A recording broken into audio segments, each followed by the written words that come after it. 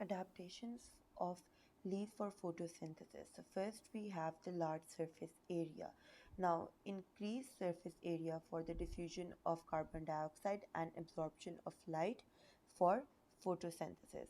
Then the leaf is really thin. Now this allows carbon dioxide to diffuse to palisade cells quickly.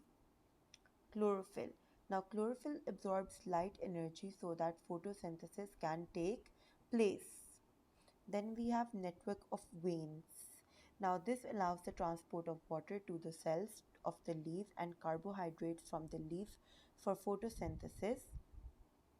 Water for photosynthesis, carbohydrates as a product of photosynthesis. Then we have the stomata. So stomata allows carbon dioxide to diffuse into the leaf and oxygen to diffuse out. Now, epidermis is thin and transparent. Now, the epidermis is right over here. Now, this allows more light to reach the palisade cells. So, the thin cuticle made of wax is there to protect the leaf without blocking the sunlight. Then we have the palisade cell layer at the top of the leaf.